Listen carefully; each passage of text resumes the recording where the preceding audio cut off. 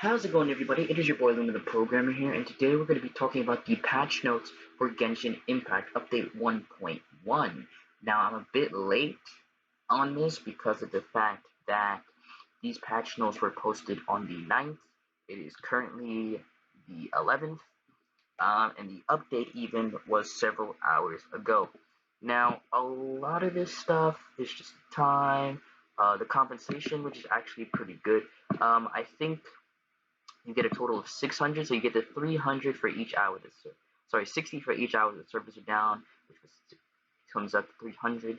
And I think they also decided to give us 300 for, so that's 600 total Primo Gems. Pretty cool. As far as the new characters, probably do a separate video on the character analysis. Um, but just know that they are here, a new 5-star and a new 4-star, Hydro and Cryo. You could probably use them together if you pull them both. Let's see, what else? They have it's because they're new, on a banner. They have a couple extra characters, old characters like Beidou and Ningguang. Will have their drop rates greatly increased, as well as the new characters. So this banner will take us to the first. So a little bit less than a month for the banner. You have some new weapons as well. Might make a video on the weapons and the characters all in one. But here we are. This is what I want to talk about. The new quests. So you have some new quests here. As well as new Archon quests, I should say. There's story quests, new world quests, as well as some new events there. But we'll talk about the quests real quick first. So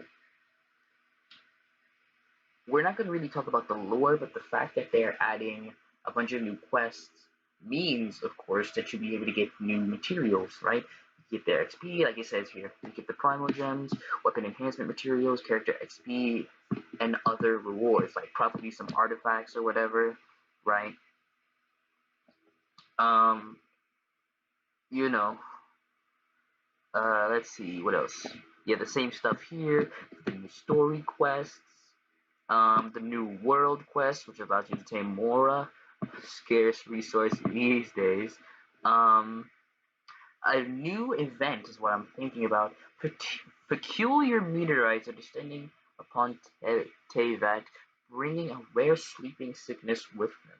People trapped in deep slumber, mysterious dreams, an unknown star. The crisis draws closer. Now, the event actually has not started yet. Because it starts on the 16th at 10 a.m. server time, which is obviously not now. The rules are during the event you have to complete the quests, and as well as some challenges to obtain what they call Fading Star's Might and Fading Star's Essence. After the rewards, you exchange these things for ascension materials, some heroes wit, some enhancement ores, enhancement materials, crown of insight, and some other rewards as well. This can citizens in fact to get a new official, an additional copy of official. I think once I logged in, I might have. I don't know if this is part of this particular event because I remember when I logged in, I was able to claim a reward and instantly get another official. So I don't know, right? The new systems, the city reputation system, which is good. They just give you an additional way to get rewards. Of course, this happens at a time you really need it. Adventure rate 25. You complete the corresponding quests, both Lie and Mondstadt. So you can get rewards from both places, right? The two major regions in this game. So the people that you have to speak to is the Knights of Favonius coordinator, Hertha. Like they'll tell you where to go. Like when you load into that particular area, I think obviously Mondstadt, and I think the harbor is where you have to go to talk to Miss Yu here, and they'll tell you. So you get new bounties, new requests, as well as there's also world exploration, right?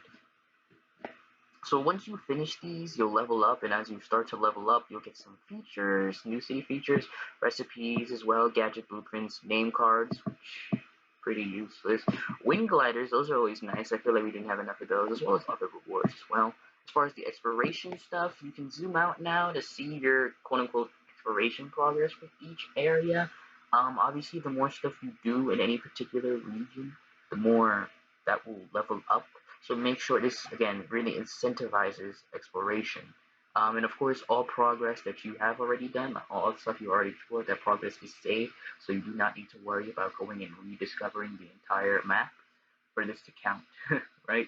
So once you do that, um, it increase your progress, and at certain points you can, I think 20, 40, 60, 80% progress, you can get some rewards for it. Like there's also an archive system, which when you open this menu shows you everything in the game, all the equipment, all the materials, the geography stuff, all the books and tutorials, all of that stuff in the game. There's a character archive which shows you every single character in the game besides your MC, of course. So even if you don't have them, um, even if they're not on the banner, you can still open this menu up and take a look at them, look at their abilities, and decide, well, do I wanna summon for them? Do I want to wait? Do I want to save? Right? Um, as far as gameplay, they have a couple of restaurants, they have a couple of achievements, there's some additional settings, but I'm not sure if this applies to PS4. They have some keyboard settings, controller settings. Well, I guess the controller settings could apply for PS4. But graphics, this I don't believe you can adjust these on PS4. I know you can on mobile and PC. Um, there's also new settings. There's combat camera settings and default camera distance, which I think maybe because I might have adjusted it a while back, but I think the camera is usually fine. There's also an equipment locking function, so this time, if for whatever reason, obviously a piece of equipment that is equipped cannot be used for something else, but um, it's for whatever reason you unequip a piece, but you still want to keep it by locking it. It cannot be used for enhancement or refinement. So if you're trying to upgrade something else, it will not be used. As well as a report function being added to co-op mode. So just in case you get some randoms that join your game, and they start acting up, you can report them, right? Instead of just leaving or kicking them. I think, can you kick them? I've actually never tried. um, Adds a feature to the enhancement screen that displays item descriptions for items added as enhancement materials, which is a little bit weird. I don't know who really asked for this, but I guess this is nice additional information that you can see more easily. During this is a good one right here. During weapon enhancement, surplus XP is now returned in the form of weapon enhancement materials. Yes, please. And previously, yes, surplus XP was lost. I'm hoping for the update that'll hopefully allow us to do the same for characters. Surplus XP for characters are now returned in character enhancement materials. That might be a little broken, but who knows. Characters dispatched on expeditions are no longer out of action and they can be added to your party as usual. Yes, this is lovely because I remember I was trying to do an expedition and I was trying to decide, do I want to use Fischl because she is a special character, meaning that she'll be able to return, I believe it's like 25% quicker. Or like, do I want to use that or do I want to lose her for almost 20 hours though, right? So it's obviously 25% less than 20. That's still 15 hours, right? So a bit of annoying there, but they fixed that, right? So you can dispatch away and stuff like that. You won't have to worry. So yeah, I think this is the end of the patch notes. I think Genshin, this 1.1 update will definitely breathe some new life. Definitely breathe some new life into the game. One thing I do want to warn is that you don't want to play this game too much, especially if you're not really a fan of those grind type games. Like I, for example, don't mind the grind.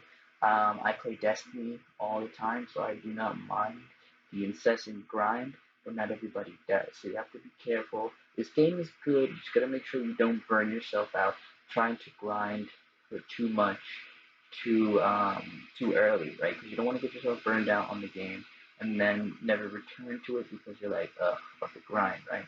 So with updates like this, when this comes out, I recommend if you stop playing for a while, there's definitely a time to jump back in for a bit. See what new stuff they have. Maybe do a couple summons and stuff like that. But I think this will be the end of the video, right?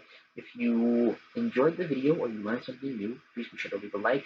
If you dislike, if you didn't enjoy the video or you didn't learn anything. My name is Luna, also known as Luna the Programmer, and I'll catch you guys next time.